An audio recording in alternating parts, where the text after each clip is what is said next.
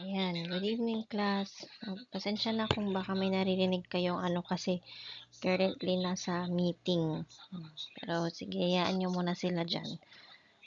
Ayan, so our lecture, next topic will be understanding gender.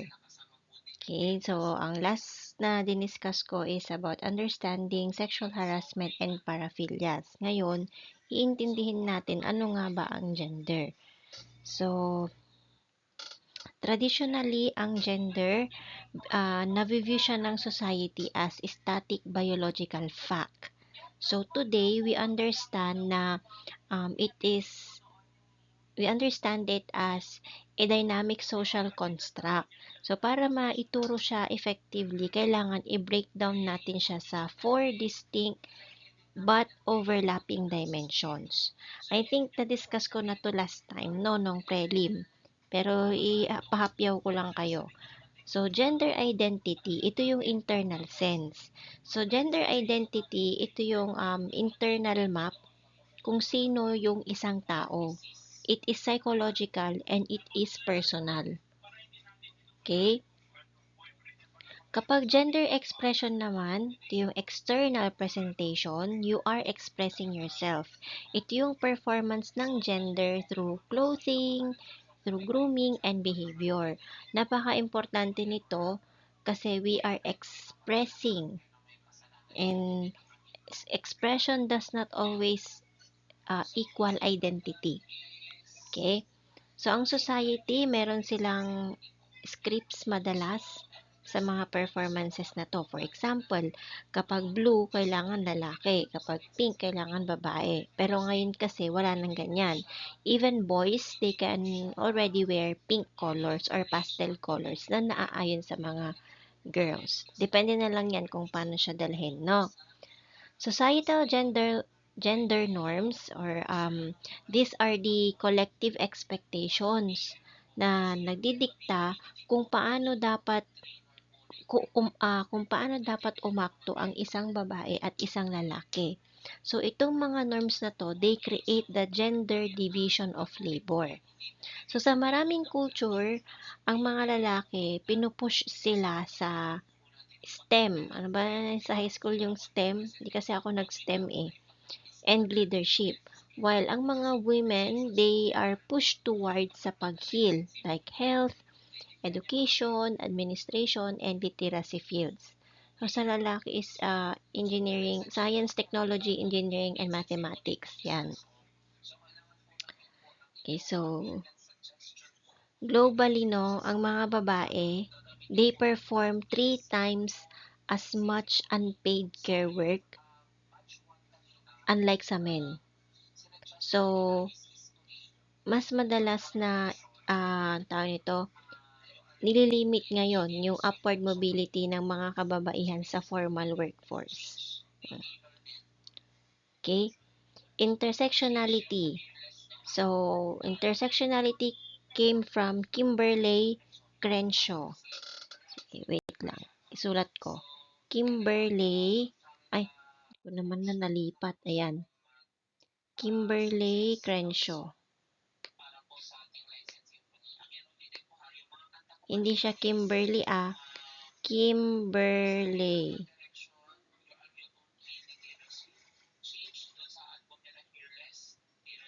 Hindi yan letter F, letter B yun. Kimberly.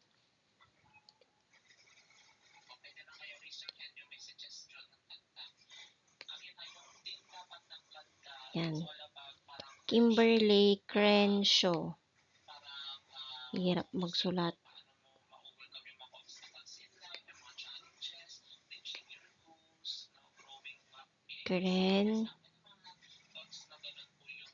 Yan. Kimberly Crenshaw. Siya ang nagsabi niyang intersectionality. So, in-explain ito na hindi natin na-experience ang gender na parang vacuum. So, meron siyang filter through our race. Ano ang lahi, ano ang class, and ano ang ability. Okay? Wait.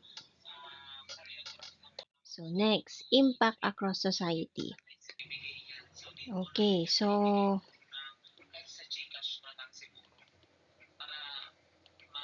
Ayan. So, gender is not just about a personal identity. So, gender is a system of power na nag-organize kung paano tayo magtrabaho, paano tayo matuto, paano tayo mag-heal. So, meron tayong mga implications or impact of gender. Sa workplace dynamics, in the professional world, gender dimensions create invisible barriers, mga harang na hindi natin nakikita, and scripts for success. So, hindi lang kasi siya about equal pay for equal work. So, it is driven by the occupational segregation, meaning may kanya-kanya tayong trabaho. So, kailangan ang mga lalaki, pag nagtrabaho sila, mas mataas ang sweldo nila compared sa babae na kung saan ang role nila is to care. No, may occupational segregation, may tawag nito, may kanya-kanyang part kumbaga. We also have leadership bias na kung saan sinasabi according to research na merong double blind na ang women in leadership mas competent sila pero cold, or pwede na pero weak sila. Yun ang parang sinasabi sa mga babae. Whereas pag lalaki, they are praised for assertive traits, yung strong, reliable, mga ganyan. Independent, mga ganon. In the business, business field, ang mga diverse teams, they are 33% more diverse, ibig sabihin iba-iba, different people. 33% doon are more likely to have industry leading profitability. So, ibig nilang sabihin, the more na ini-include mo ang iba't ibang gender, it is more efficient. Okay? Hindi lang siya nasasabi na maganda na magkakasama lahat ng gender. Hindi lang ganon. The more na merong diverse or mas diverse ang company, mas diverse ang team, it is more efficient. Okay? Sa education and socialization, socialization is the process na kung saan we learn the rules of being a man or a woman. So, nag-uumpisa siya long before ang isang bata pumasok sa classroom. Saglit lang ha. Tingnan kong mabuti yung ano nyo. Ayan. So, yung mga toys, yung mga toys na for boys and girls, they are historically marketed for boys and girls only. So, mas mas fino-foster yung spatial reasoning, while yung mga nurturing toys, yung mga dolls and kitchens, they are marketed to girls para ma-foster yung emotional intelligence. Okay, so sa mga boys, yung mga engineering toys like Legos, blocks, ball, yan. For boys lang talaga sila. Mina-market sila for boys kasi nga mas gusto nila na ma-enhance ang spatial reasoning. Pero pag toys na dolls, kitchen, luto-lutuan, they are marketed to girls para mas ma-enhance ang emotional intelligence. Kasi nga, dolls, we show care to them, parang anak-anak, ganon. Sa health and well-being naman, gender norms significantly impact kung paano natin na-experience yung illness and how the medical system treat us. So, merong research na nagpapakita na ang mga babae daw, mas, pagdating sa pain, hindi nila masyadong sineseryoso yung mga kababaihan. So, dahil dyan, mas longer yung waiting time for diagnosis. Hindi nila masyadong tinitake seriously pag babae ang nagkakasakit. Sa mental health naman, masculinity sa norms, parang iniisip na men don't cry, or they not show vulnerability most of the time. So, ang mga lalaki, hindi sila madalas mabigyan ng mental health care or nagkakaroon ng mental health stigma.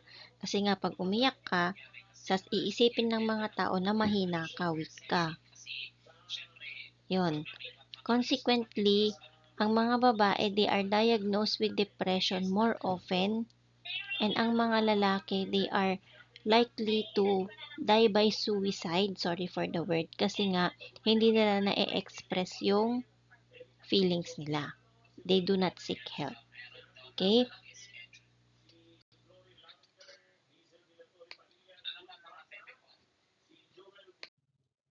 Ayan. Okay, so let's proceed with yung history ng yung evolution ng gender. So, kailangan natin siyang pag-aralan. Siyempre, titingnan natin kung paano nga ba nagkaroon ng change doon sa gender roles ng ating iba't ibang gender. Okay, so from fluidity to formality. So, by looking at the past, we see that the strict man as provider and woman as a housewife. Very relative siya sa modern invention. Okay? So, unahin natin yung prehistoric societies. Yan. So, in the earliest human groups, yung division ng labor is far more yung egalitarian kaysa dun sa iniisip natin. Ma'am, ano yung egalitarian? Egalitarian class means naniniwala tayo na lahat ay pantay-pantay at pantay-pantay din yung opportunities na dapat matanggap. Okay? So, going back, yan. Inisip natin noon na ang division of labor, ang pagkapantay-pantay ng trabaho ay yun yung una nating iniisip noon. Noon, yung mga earliest human groups. Wait lang. Saan na yan? Yeah. So, noon, may mga recent na archaeological findings na nagsasuggest na yung big game hunting is a collective effort. Yung survival, kailangan lahat is required na mag-participate regardless of sex. Parang may nakita silang yung mga archaeologists, meron silang nakita noon, may mga research silang ginawa na lahat dapat, mapababae man or lalaki, is required silang mag-participate, especially for survival. Walang babae, walang lalaki. So, ganun noon, nung prehistoric era. Ngayon, nagkaroon ng shift, especially sa agriculture. Nagkaroon ng tinatawag na Great Divide, na kung saan nag-umpisa ito noong Neolithic Revolution. So, as humans started to settle doon sa farming, yung mga private property and land ownership, nag-emerge siya. Nag-umpisa ng magkaroon ng kanya-kanyang mga sariling lupa and properties. So, para masigurado yung inheritance, nagkaroon ng control doon sa women's reproduction. Naging sentro siya ng social focus na nag-lead sa rise ng patriarchal structures. Okay? Para lang ma-sure yung inheritance. Ang nangyari is yung mga lalaki, sila ang parang nag-take over, kinontrol nila yung kakayahan ng mga babae. Next, sa Mesopotamia and ancient Egypt. So, itong dalawang neighboring regions na to, nag-offer sila ng iba't ibang scripts ng gender. So, sa Mesopotamia, actually, ito yung birthplace ng formal patriarchy. Meron tinatawag na The Code of Hammurabi. Nag-establish yan ng batas na kung saan ang mga babae, nilagay sila sa legal authority of fathers or husbands. So, parang nakasalalay sa tatay o sa asawa yung desisyon. So, yung public life, For example, pagiging pare, kung ano man yung trabaho ng mga lalaki, naging male domain siya. Yung pagiging pare, scribe, pagiging farmer, yan. Instead na merong pantay-pantay na division of labor, excuse me, ang nangyari is nagkaroon ng kanya-kanya ng ah, assignment for both genders. So, sa ancient Egypt naman, ah, ang mga Egyptian women, they enjoyed yung rights. They enjoyed the rights na unseen in other parts of the world. So, ano yung mga rights na to? Pwede silang magkaso or pwede silang mag-file for divorce, mag-manage ng sarili nilang mga business, and mag-execute ng will. O, will of testament, mga ganyan, mga mana, ganon.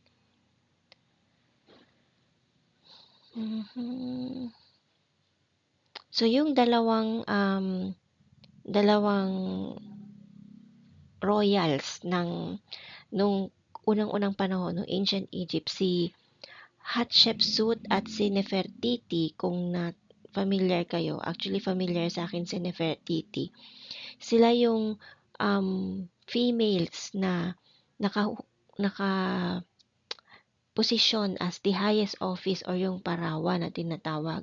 And prove nila na ang leadership is hindi lang siya strictly na nakatali sa biological sex in the Egyptian worldview. Dapat pantay-pantay. Mapababae or mapalalaki, kailangan walang pinipili ang pagiging parawa. Sa ancient Greece naman and Rome, ayan, yung modern Western gender ideology na track siya sa dalawang sibilisasyon, yung Greece at yung Rome. Though, magkaiba sila ng society. So, sa ancient Greece, in Athens, ang citizenship nila is strictly para sa lalaki lang. While yung mga babae naman, nilalagay sila sa women's quarters or tinatawag nilang gynecium. Tama ba yung pagkakabigkas ko? Wait lang, tingnan ko muna. Ayun, tama nga, gynecium. Sulat ko dito.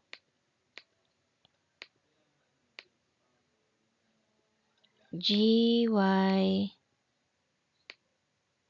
N A E C E U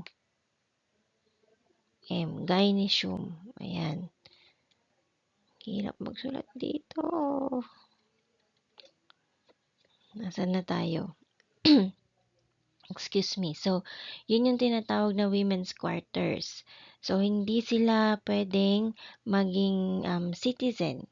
Nilalagay ang mga babae sa gynecium. Yan. So, yung mga philosophers kagaya ni Aristotle, nakipag-argue sila na ang mga babae, incomplete males daw sila. And nagbibigay sila ng pseudo-scientific basis para sa inequality. And it lasted for centuries. Sa ancient Rome naman, the social influence, Rome was known to be a patriarchal country. Ang mga babae doon, meron silang social mobility.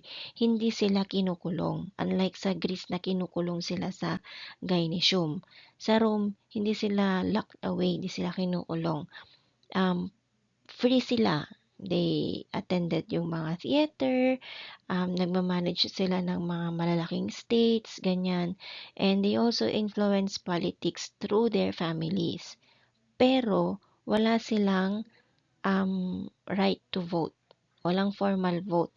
And ano sila, parang baby sila under the power of pater familias or yung male head of household o yung tatay or yung asawa. Pater familias. Yan.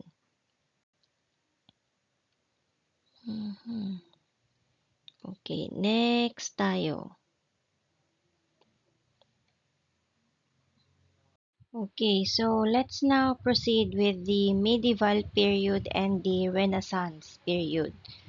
So, no medieval period, ang medieval society, tinayo siya sa strict hierarchy, wherein yung mga gender roles, meron silang tinatawag na great chain of being.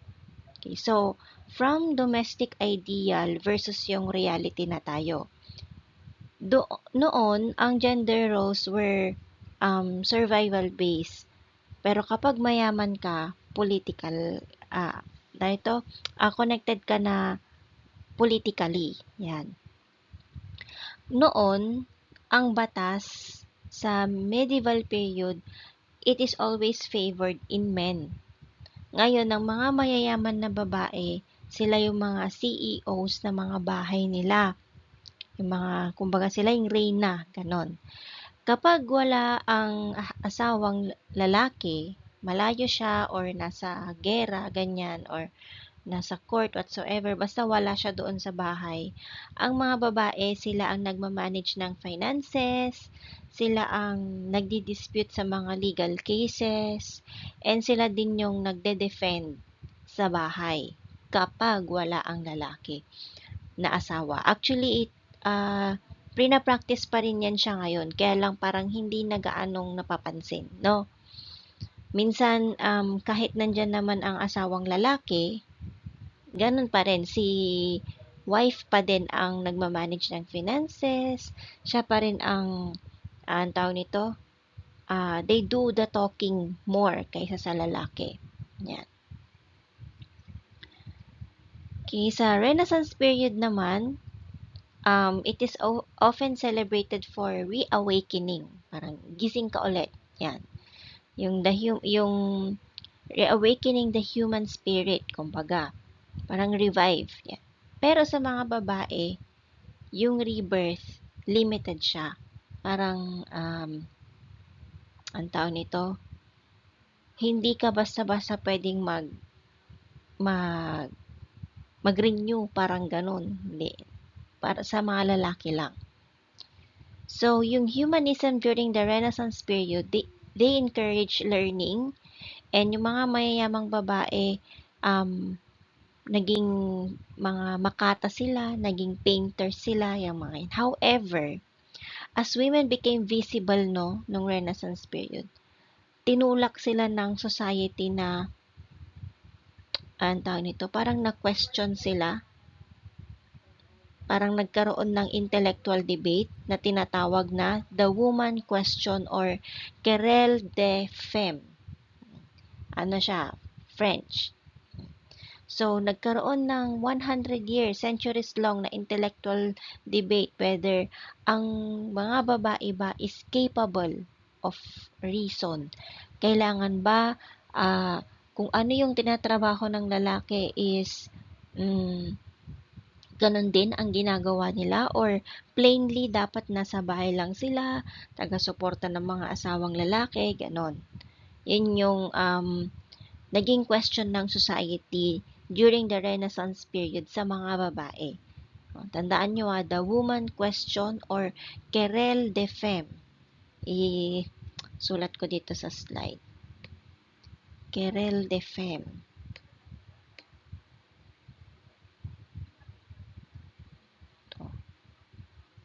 Sige lang.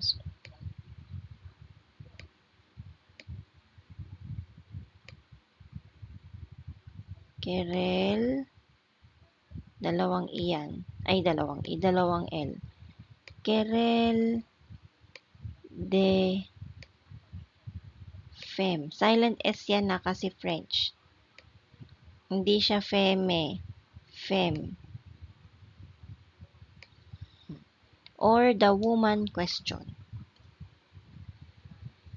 Okay, so sa Reformation naman, yung Protestant, yung religion, nagkaroon siya ng religious landscape. Nagkaroon ng ginawa niyang domesticated yung role ng mga babae. Yung tawag nito, tinanggal niya yung anong tawag nito, tinanggal nila yung sa domesticated kasi class, no, ibig sabihin, pinush yung mga babae na mamuhay entirely sa bahay lang. Yung, kumbaga, the role of the housewife. Yan. So, before the Reformation, merong dalawang respectable path ang mga babae. Una, maging asawa at ina. Pangalawa ay maging madre. Ngayon, tawag nito, during the Reformation period pa rin, no, ang ginawa is nagkaroon ng closure sa convents. Inabolish or inalis yung pagiging madre. Sa Protestantism, inalis yung isang career path ng women, like the nunnery, and naging marriage na lang, maging asawa at maging ina. And that yung the role of pastor's wife became the new female ideal. Okay? Tangklas ha, may kailangan lang akong gawin saglit. Okay, let's continue. So, si Martin Luther and si John Calvin, preach nila na ang mga babae at lalaki were equal in the eyes of God. So, may spiritual equality. Pero they insisted na sa earth daw, ang mga babae must remain subject to their husbands. Kailangan yung suporta tuloy-tuloy. Hindi pwedeng magkanya-kanya. So, merong social hierarchy. Because Protestants believe na everyone should read the Bible, yung female literacy rates began to rise. Began to rise. Biglang nagbunga, kumbaga. Accidentally, dahil doon, nagkaroon ng feminist movements. Okay? Wait lang. Ayan. Next, we have Enlightenment and Industrial Revolution. Ayan. So, sa Enlightenment and Industrial Revolution na tayo. So, before this, people believe na ang mga hari, ang mga lalaki, they were naturally superior kasi God said so. Sabi daw ni God yon. So, yung Enlightenment, nag-change yung conversation to reason and logic. So, the big question is, yung mga philosophers, they started saying na all men are born free and equal. Totoo ba? Men lang? Or pati women? 'Di ba? So, meron tayo ditong yan, yung emerging feminism. Okay, so, sa emerging feminism or the feminist response, yung mga babae kagaya ni Mary Wollstonecraft, nag-step up siya and tinanong niya, if all humans have the power to reason and women are humans, why don't we have the same rights? Yun na yung tanong niya. Siyempre, di ba, nagkaroon nga tayo ng feminist movement dahil nga in-encourage ng Protestant na magbasa ng Bible. Dahil nagbasa sila ng Bible, ngayon, nagkaroon ng feminist movements. So, dahil yan sa feminist movements na yan, may nag-step up na babae, si Mary Wollstonecraft, and yun yung tanong niya. If all humans have the power to reason, and women are humans, why don't we have the same rights? So, nakipagdebate siya, nag-argue siya dito na bakit daw ang mga babae tinitingnan sila as less capable. Hindi sila pwedeng pumasok sa school. Noon hindi pwedeng pumasok sa school ang mga babae. Kapag binigyan mo lang daw ng libro, ang babae, instead of giving her needle and thread, pwede siyang maging citizen at hindi lang siya basta-bastang housewife. Yun yung pinaglalaban niya. The Enlightenment na. Enlightenment kasi parang pinapakita na ang mga babae kailangan meron din silang karapatan. Karapatan na mag-aral, karapatan na i-explore ang sarili niya, parang ganon. Di lang yung nakakulong lang siya sa bahay. So, going to the Industrial Revolution, ito na yung machine. Ito yung pinaka-biggest shift sa human daily life since the invention of farming. So, yung trabaho from home napunta sa factory. Nagkaroon ng economic independence. For the first time, yung mga batang babae, pwede na silang lumabas, pwede na silang mag-farm, pwede na silang kumita ng sarili nilang pera doon sa textile mills o sa factory na. Binigyan sila ng konting freedom or konting tikim sa financial power. So, ngayon, yung mga babae, they are now working 12-hour shifts sa mga factories. Still, they are expected na magtrabaho sila ng 100% sa bahay at pangangalaga ng bata. So, double yung burden. Nagtatrabaho ka na nga, mag-aalaga ka pa pagdating, maglilinis ka pa ng bahay. Parang nare-relate ko yung sarili ko dito. Ayan. Kasi, di ba, trabaho ko sa school, from 9 a.m. to 4 p.m. every Monday, Tuesday, Wednesday. And then, pag uwi ko, mga anak ko, maglilinis ng bahay. Yan. Tapos, gagawa pa ako ng quiz. Gagawa pa ako ng exam. Gagawa pa ako ng long quiz. Gagawa pa ako ng handouts. Magre-review pa ako, ituturo ko. O, di ba? Triple burden pala yung akin. So, going back. So, because women are treated poorly and nababayaran sila less than they deserve. Kasi nga, parehas lang naman sila trabaho ng lalaki sa factory, pero they are paid less. They began to organize. So, yung era na about female labor unions eventually led or fed into movement for the right to vote. Binigyan na ng mga kababaihan to vote. Okay? Ito na yung sa Enlightenment and Industrial Revolution. Next, 20th century transformations. Okay, so sa 20th century na tayo. Yan, pa-evolve into present time. So, in simplest terms, the 20th century was the era na kung saan ang mga babae, they stop asking for permission and they start demanding legal and social power. So, merong dalawang major waves of change. Una, yung suffrage movement. Ito yung the right to speak. So, before noong 1900s, in most parts of the world, ang mga babae, they are silent citizens. They had to follow laws. They had no voice in making. So, nagkaroon ng, yung binanggit ko kanina, the right to vote or suffrage. So, mga suffragists, they argued na kung ang mga babae were expected to pay taxes and sumunod sa batas, kailangan allowed din sila na mamili ng leaders nila doon sa gumawa ng laws. Okay? After decades of protests, yung mga hunger strikes, and lobbying, ganyan, maraming bansa na binigyan ng access or they granted women the vote after World War I. So, this was about political equality.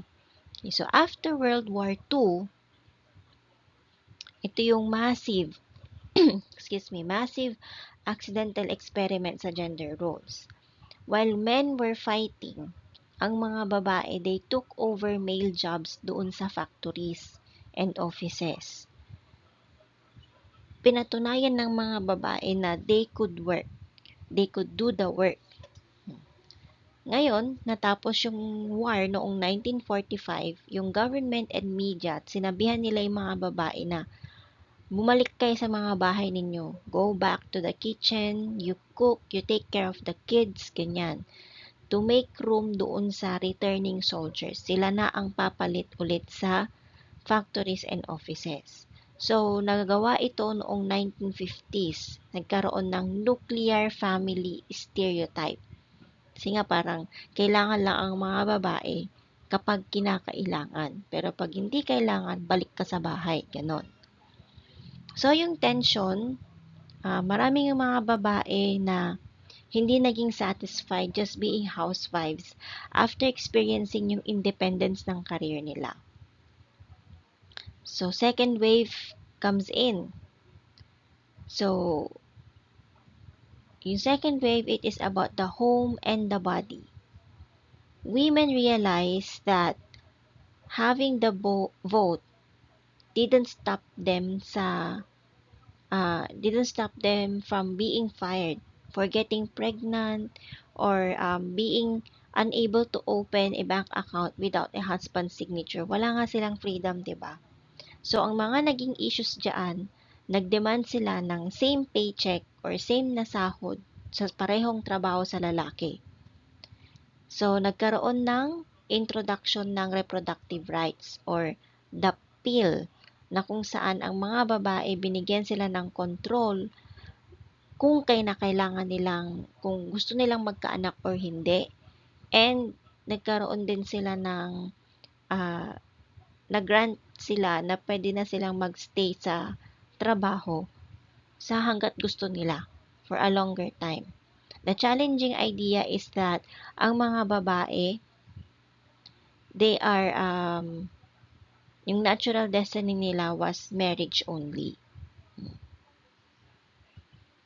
Next, contemporary era. Okay, so during the contemporary era, as the time when the conversation shifted from ano ang women's rights hanggang sa papunta ng who are we leaving out. No. Ito na yung era ng inclusion, kasama na ang mga babae. So sa third wave of feminism, nag-start ito ng 1990s, so mga 1991, 1992, ganyan. Na-realize ng wave na ito na ang mga earlier movements nakafocus lang sa middle class women. So, intersectionality, ito yung big word for sa era na to. It means na ang experience ng isang tao ay nahuhubog by many things at once. Like for example, yung lahi, yung class, or ano yung socioeconomic status mo, and sexuality. Hindi lang siya about gender. Nagkaroon din ng body positivity na kung saan nagkaroon ng freedom sa pangangatawan. Everyone should have the right to choose kung ano ang itsura nila, paano sila manamit, paano nila ipresenta yung mga sarili nila without being judged by the traditional beauty standards. Ano nga ba yung traditional beauty standards? Dapat kapag lalaki ka, ang suot mo pantalon, naka-polo or naka-t-shirt. Kapag babae ka naman, dapat nakapalda ka, nakaayos. Yan, di ka pwede magsombrero, ganon. Pero ngayon, sa third wave of feminism, nagkaroon na ng parang konting freedom pa naman.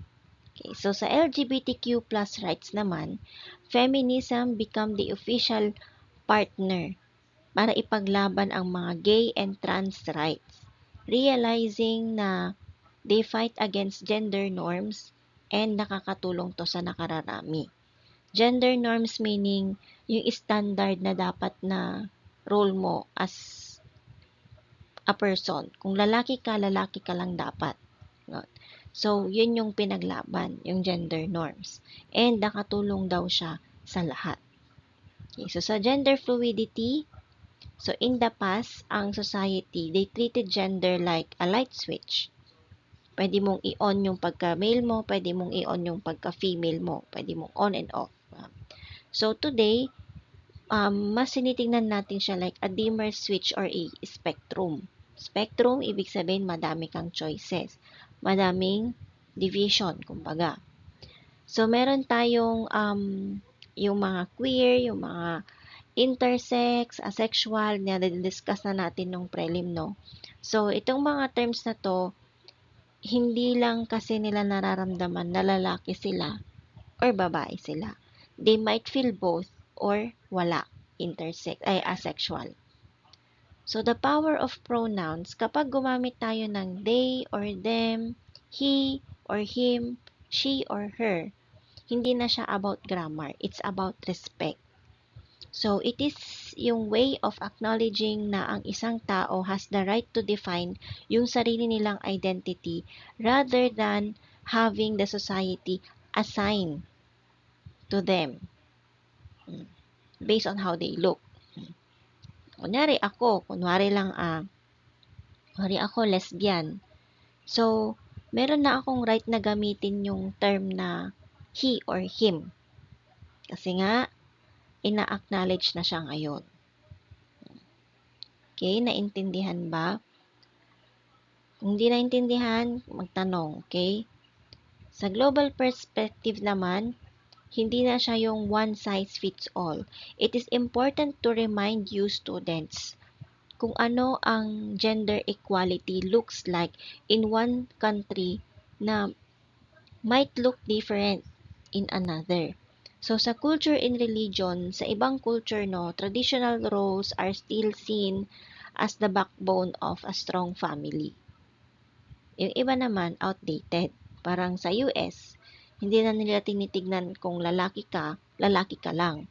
Possible, pwede kang gay, pwede kang trans men, ganon. Sa economy, in the developing nations, ang gender equality kailangan nagfo-focus sa basic rights, kagaya ng land ownership, right to vote, right for clean water, right for everything. Whereas doon sa mga wealthy nations, nagfo-focus sila sa corporate pay gap. Sa ibang cultures naman, yung may mga diverse traditions or diverse meaning magkakaiba. Yung ibang culture, nire-recognize nila ang third genders, proving na hindi lang, that being non-binary ay hindi siya new invention. It's actually very old. So, parang lahat na ina-acknowledge nila, lahat na ng gender.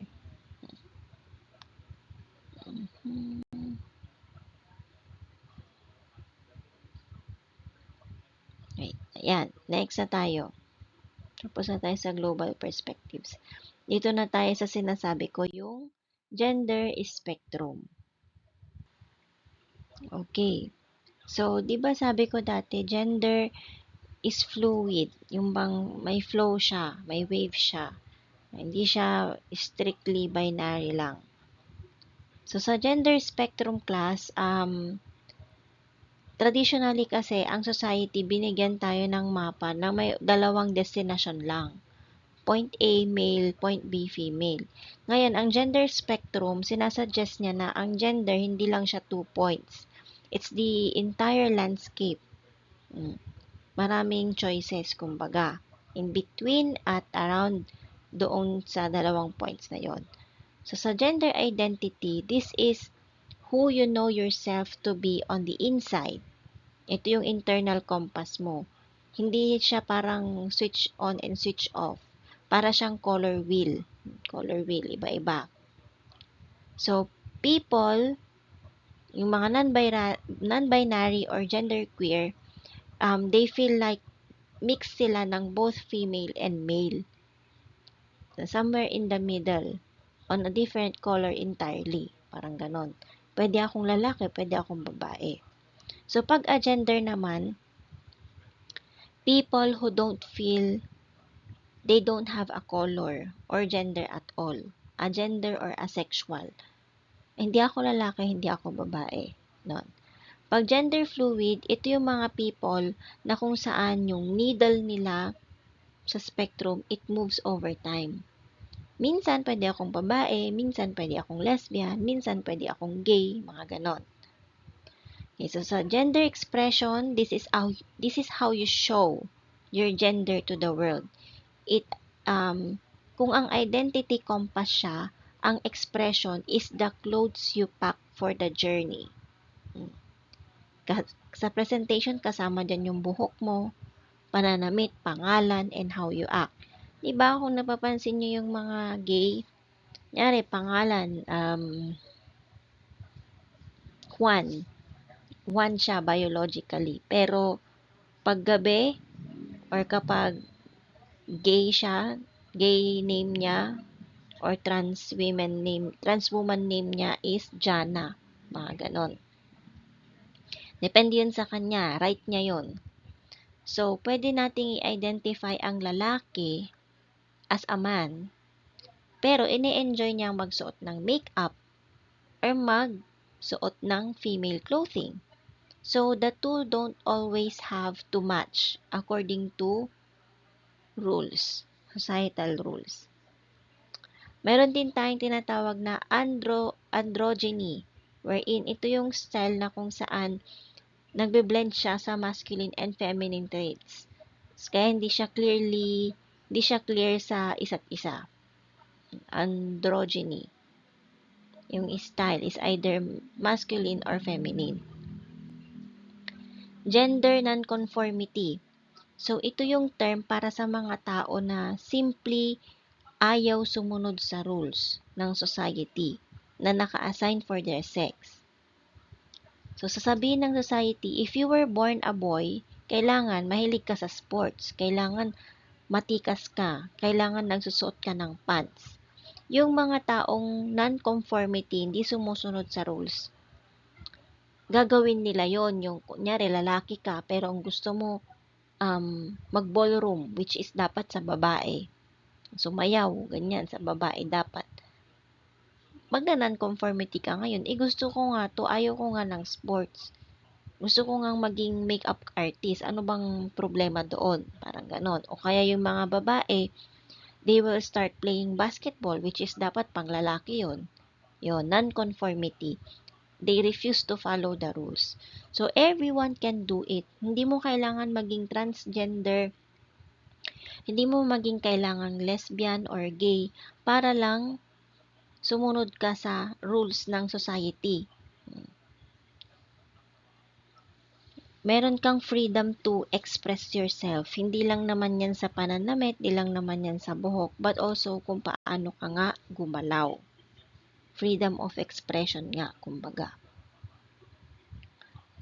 Okay, wait. Dito na tayo sa recognition, rights, and challenges. Ayan. So, dito na tayo sa recognition, rights, and challenges. Ayan. So, this is about how our systems, yung mga batas, yung hospital, yung schools, are being updated para mag-fit sa reality ng gender spectrum. So, meron tayong social awareness. Ito yung pag-move from politeness to policy. For example, maraming countries like Canada, Germany, and Argentina, inaalaw na nila yung X marker sa mga passports instead of just M or F. So, siguro parang pag sinabi mong X, ano siya, lesbian siya or gay, ganyan. Yung intersectionality na sinasabi ko nung unang reminder siya na one size fits all. Hindi na yan, yung one size fits all na approach, hindi na yan nagwo-work. Kailangan all sizes fits all. Hindi lang one size. So, ang activism, hindi lang siya about parades, yung advocacy ng activism. It is about changing yung employee handbooks and insurance policies to make sure na lahat is protected. Hindi lang yan para sa lalaki, pati na rin sa babae. Okay? So, whenever society shifts, merong friction. So, ito yung barriers na ang mga tao sa spectrum face every day. Nagkakaroon kasi ng misunderstanding and stigma. Dito na to sa challenges. So, usually, nanggagaling yan sa lack of exposure. Kapag ang mga tao, they grow up only knowing the binary, the male and female lang, lahat ay parang feeling na napaka-unnatural, napaka-confusing, na pwedeng mag-lead into bullying or exclusion. Okay? Kasi nga may stigma. Lalo na yung mga homophobic or transphobic, ganyan. Di nila maintindihan na kailangan nyo nang tanggapin na ang mga gay and lesbian or anything na members ng LGBTQIA+ society ay nag-exist. Para ma-stop na yung stigma na yan. Also, ang healthcare access, which is a major hurdle, marami pa ring doctors na hindi trained sa non-binary health. So, kunwari, pupunta yung isang tao na merong, antay to, sirang or broken arm, ganyan. Pero, yung mukha niya is trans, nakikita ng doktor. Yung doktor, nagfo-focus lang siya kung ano yung gender niya. Kunyari, trans men or trans woman na lang. Pero ang tingin niya pa rin doon, lalaki. So, ngayon, hindi siya magfo-focus sa pagiging trans woman niya. Focus siya na lalaki siya. Ang i-apply niyang parang ang i-apply niya na parang treatment or intervention is pang lalaki. O, yun yung isang actual medical issue. For example, di ba nga ang babae, they are known for being soft, ganyan. Di nila kaya yung intense pain minsan ng mga lalaki. So, i-apply ng doctor is parang, lalaki naman to, kayang-kaya niya to. Ganon. Minsan, ang mga doctors, according to hindi ko ginajudge ang mga doctors, meron silang tinatawag na yung trans broken arm syndrome na kung saan they only focus sa gender rather than yung actual medical issue. Yan. Sa mental health naman, because of social rejection, mga nasa LGBTQ+ na mga bata are 4 times more likely na mag-attempt ng suicide. Kasi nga, because of their identity, nakakaharap nila iba't ibang stigma, iba't ibang issues, challenges, yan. Kaya, they end up ending their life or nakaka-develop sila ng iba't ibang psychological disorders. Yan. So, in simplest terms or summary lang, ang point here is dapat meron tayong awareness. Inclusive, i-include natin sila sa lahat ng language, lahat ng forms.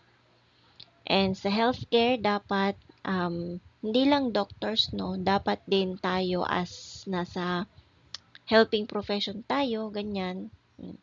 Doctors, dapat, lahat naiintindihan kung ano ang pangangatawan ng isang tao. Kung ang isang tao, nag-decide siya na maging lesbian, so, dapat, kahit paano maging sensitive pa rin tayo doon sa gender orientation ng isang tao. And when it comes to law, dapat yung batas is applicable to everyone. Walang exemption. Hindi mo pwedeng sabihin na, ay, trans woman ka naman, hindi dapat nag-a-apply to sa'yo, hindi lang to, kasi trans woman ka, lalaki ka pa rin. Hindi ganon. Kaya dapat meron lahat equal rights for everyone. So, yan. That ends our discussion for understanding gender. Okay, so, next week, please expect ng quiz. Okay, I'll see you next week, class. Bye-bye.